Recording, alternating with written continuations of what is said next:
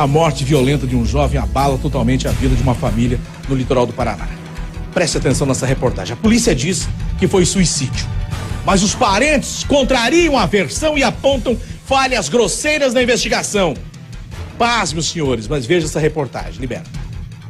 Maior que a dor da perda, só mesmo da sensação de injustiça. Meu filho saiu de casa sorrindo, brincando, me beijando. Eu quero justiça, eu quero essa pessoa, seja quem for, na cadeia. O caso vem de Antonina, pacata cidade litorânea, onde uma família enfrenta um verdadeiro drama. Em setembro de 2011, o comerciante Pedro Henrique Santana Salvador, então com 25 anos, foi encontrado pelo pai, caído na varanda de casa durante a madrugada. Estava com um cabo de luz no pescoço e, apesar de todo o esforço do pai para reanimá-lo, o jovem não resistiu.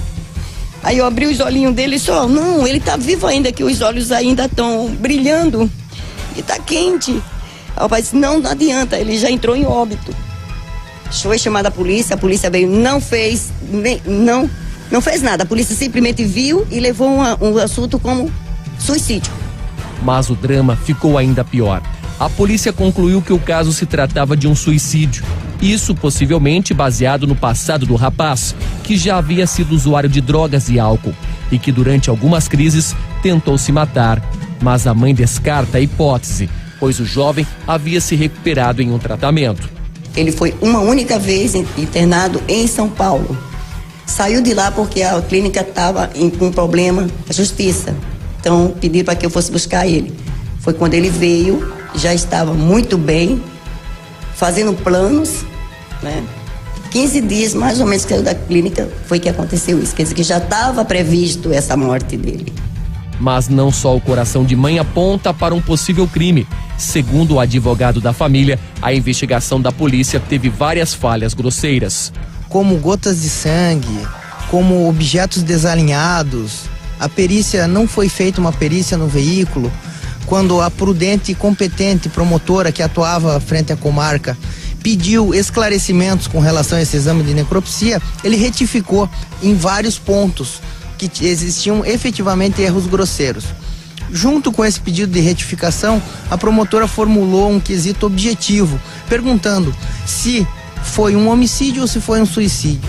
O médico legista, frente a esse questionamento, ele não descarta em hipótese alguma a possibilidade do homicídio. O advogado também aponta que não houve diligências e testemunhas não foram ouvidas. E o que mais chama a atenção foi que uma pessoa que teria procurado a polícia dizendo que se tratava de um homicídio não foi ouvida e nem anexada ao inquérito. Esta testemunha disse ter visto o pedreiro Henrique sendo perseguido momentos antes de ser encontrado sem vida e que ainda teria ouvido os possíveis autores confessando o crime. Infelizmente, essas provas foram deixadas passar ao largo da investigação e as poucas provas que foram coletadas, todas elas dão aí indicativo de que ocorreu um suicídio. Então, um caso que, se investigado da forma correta, seria facilmente desvendado, infelizmente, a autoridade policial pecou, agiu de uma forma imprudente e acabou deixando passar várias provas importantes. No dia em que o jovem foi encontrado morto, ele havia saído para uma casa noturna. Inclusive tem fotos da festa, onde ele aparece muito alegre. O advogado conseguiu também ter acesso a imagens de câmeras de segurança que mostram o carro de Pedro Henrique e o horário em que ele seguia para casa. O cano de escape do meu filho, do carro do meu filho, estava furado. A hora que ele chegasse, a gente escutava. E nesse dia ninguém escutou nada. Nada. E tinha um cachorro aqui que era que era lá do Fernando lá, do meu cunhado. Dormia aqui. Também ele não latiu. Então a pessoa que entrou foi uma pessoa muito conhecida. A nossa reportagem seguiu até a delegacia de Antonina, atrás do delegado Iberê Toniolo, responsável pela investigação para obter respostas sobre a dúvida da mãe.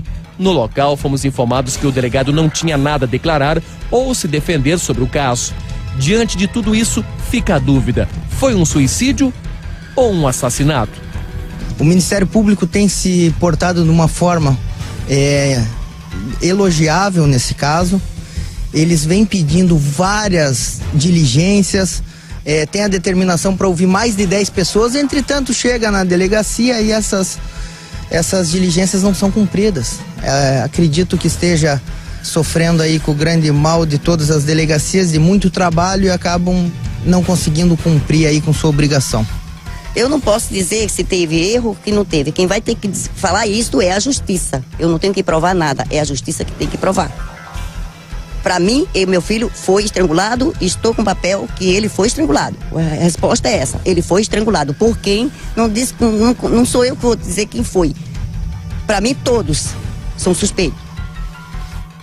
Olha, hoje, inclusive, tentamos entrar em contato com a polícia de Antonina para saber uma resposta a respeito da investigação. A polícia não fala a respeito do caso. A assessoria de imprensa da polícia também não se manifesta a respeito desse assunto. Já o Ministério Público diz que a investigação e todo esse processo segue em sigilo e que é um trabalho interno, e qualquer novidade, qualquer falha que houver, qualquer novidade que tenha, virá público e o processo volta para a delegacia para ser investigado. E a gente vai acompanhar o caso, vai continuar aguardando aí. A gente sabe que é difícil, mas é assim que anda a lei no Brasil.